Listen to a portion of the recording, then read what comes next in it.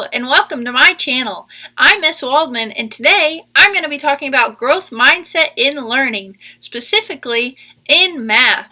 Why do you ask? Because math is sometimes hard to learn and it's difficult to some students. So today I'm going to be talking to you about what growth mindset is and how to use it in your classroom. I'm also going to be putting some fun facts at the end of this video about your brain, because without our brain we couldn't learn. First up, let's learn about what growth mindset is and what a fixed mindset is. Let's look at fixed mindset. This is the one that we don't want in our classrooms. In simple words, fixed mindset is when students say the following: I can't do this, this work is good enough, and this is too hard.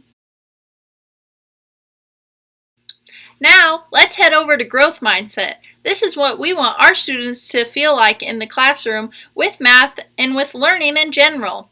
I want you to pay attention to the difference in what the students are saying with the fixed mindset and with a growth mindset. In the growth mindset example, the students are saying things such as, I can try a different strategy, is this really my best work, and this may take some time and effort. I hope you saw a difference between a fixed mindset and a growth mindset. It is important to use a growth mindset in our classrooms so that students don't give up when things get difficult, that they truly believe in themselves and they keep trying even when it is hard. Now, I want to teach you 3 things that you may have not known about your brain. Because, once again, how can we learn without a brain? So, the first thing that I want to talk about is that no matter your age, your brain can grow. So although you may be 80 years old or 1 year old, your brain is growing. This can only happen if you are learning new things and challenging yourself. So in the classroom, this can be helpful because even though you may be a 2nd grader and you know all the material, it is important for teachers to continue to challenge students because we need to help their brain grow. My second fun fact for you today about your brain has to do with a study. A study was done on animals in which they were in a challenging environment and a non-challenging environment.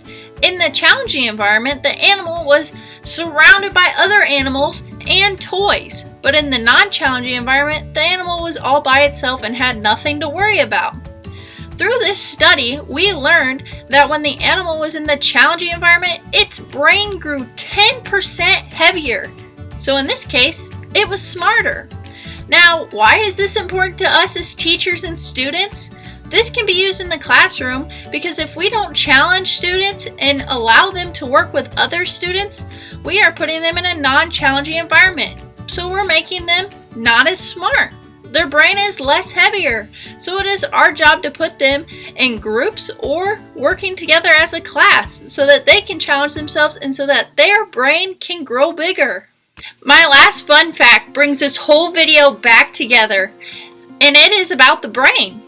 Did you know that when you make a mistake, your brain grows? Isn't that crazy? So, it is important to teach students in the classroom that it's okay to make a mistake, because their brain actually grew. Now, we don't want students to make mistakes all the time, because then it doesn't work if it's not a true mistake. It is important for us to fail for our brain to get bigger and smarter. This can be used with growth mindset and a fixed mindset. Knowing this information, we can change those students that have a fixed mindset and want to give up when things are difficult. We want all students to have a growth mindset and try their hardest in class and through life.